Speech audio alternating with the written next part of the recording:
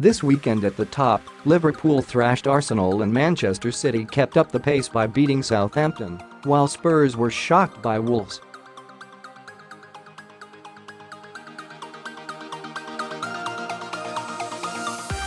Chelsea tightened their grip on the top four with a 1-0 win over Crystal Palace, while Burnley won their second game since September in their bid to avoid the drop.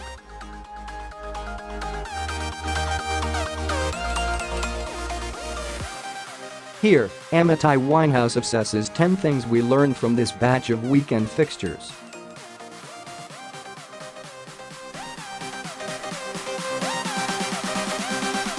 1. It has only been 3 games, but Ole Gunnar Solskjaer is already adding to Paul Pogba's game.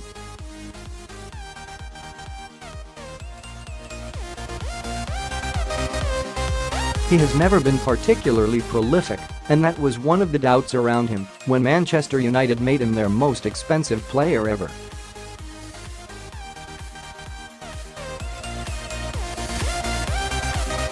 But he now has 4 in his last 3 games. That is as many as he had in his last 20 matches under Jose Mourinho.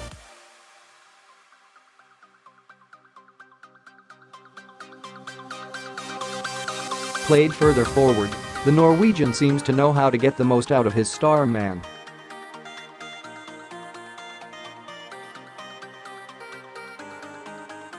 Two.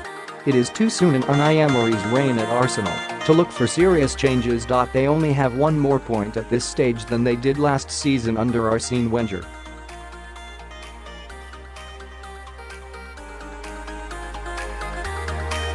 They still have a terrible record against the Big Six. Their 5-1 loss at Liverpool was their 20th away league game at one of those grounds without a win.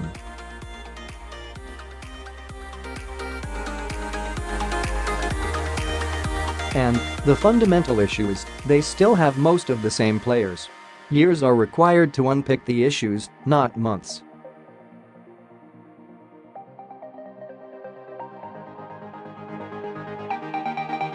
More than that, they need to put some serious money into Emery's project in the coming windows.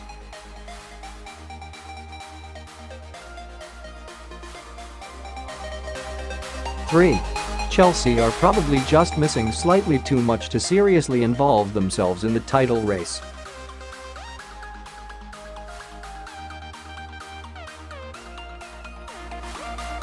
But Maurizio Sarri deserves praise because of how he has coached the players he does have at his disposal.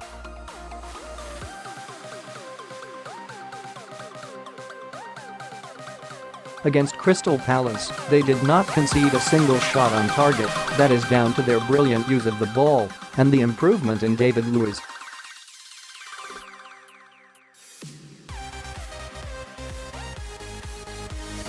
N'Golo Kante scored his 3rd of the season, his best ever return in a top-flight campaign.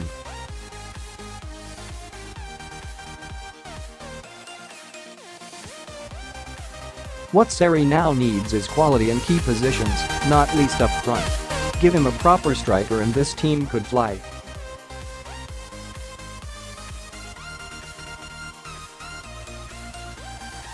Four. Injuries have clearly impacted Manchester City and now Fernandinho is back. The most important thing Pep Guardiola can do is get his defense back together.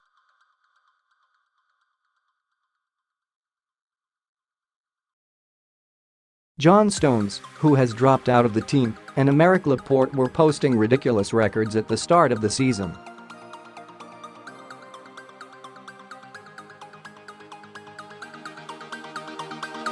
While they won, the pairing of Vincent Kompany and Laporte contributed to a 10th straight game without a clean sheet.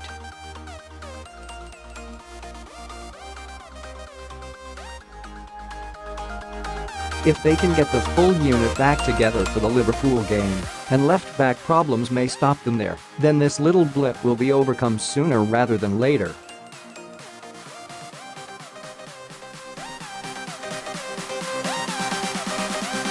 As they showed against Southampton, attack is not a problem.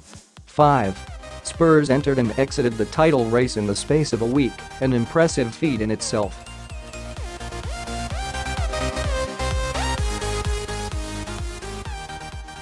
But maybe some of the stats behind their defeat against Wolves show how close they are to something special.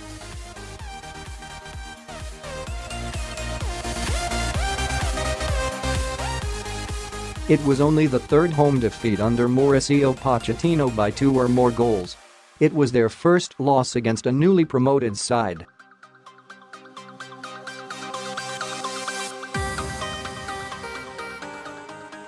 And it was the first time they lost at home after opening the scoring in 2.5 years.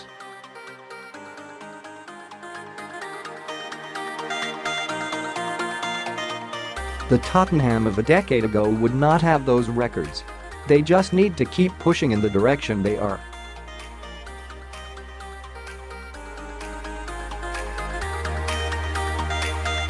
Six.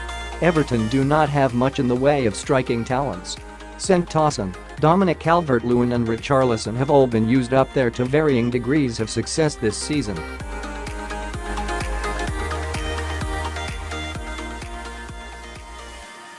But what might be more of a problem when they struggle is a lack of good chances created for their front men.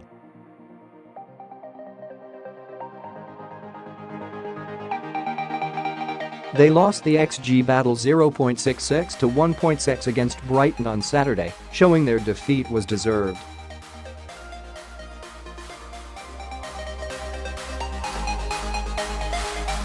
The quality of their opportunities were therefore not great. More creativity and, to a degree, more risk is required before they go dipping into the market again.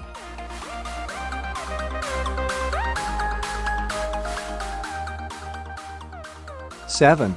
At one stage in Burnley's Premier League life, Sean Dyche decided he'd risk a relegation, which did come in exchange for a new training ground.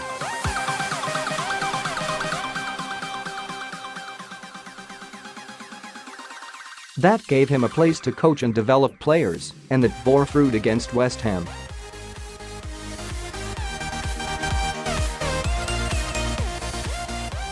Dwight McNeil became the first teenager to score for them in the Premier League. He spent time at Manchester United, but the last 4 years of his development came at Burnley, coinciding with their move to Gawthorpe Hall.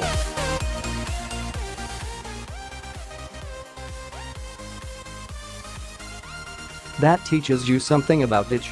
Short-term issues might arise, like their current place in the relegation zone.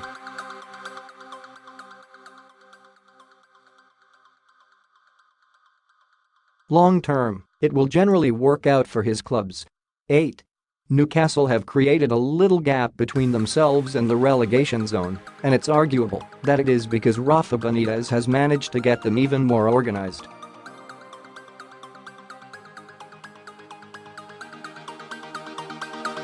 They went ahead at Watford before being pegged back. But the draw means they have only lost 1 in their last 6 away games, winning 2 and drawing 3.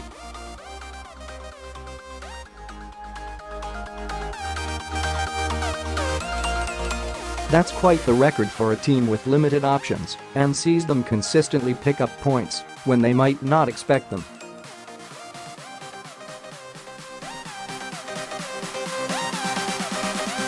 That could be key to staying up. 9. Huddersfield became the first Premier League team to lose 7 games in a single calendar month in 17 years on Saturday.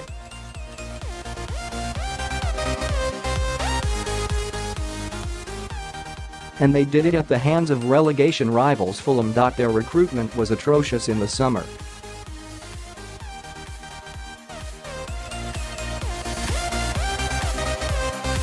Their summer arrivals have barely impacted the team.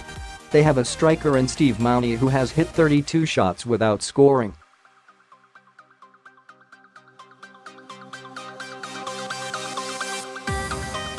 Changes need to be made in January. And they need to be the right signings. If they aren't, they're going down, it's that simple.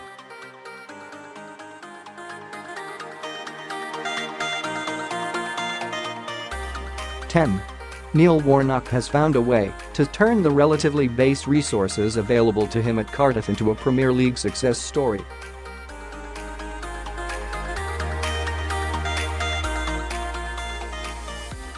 If they go down, it will be very little to do with him. They have managed 3 Premier League away clean sheets, as many as they did in 2013-14.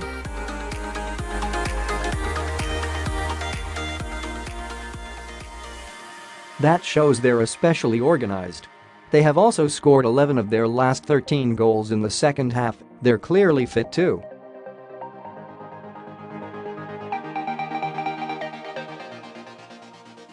That may just be enough. Warnock deserves credit for that because not many managers compete with a right back up front.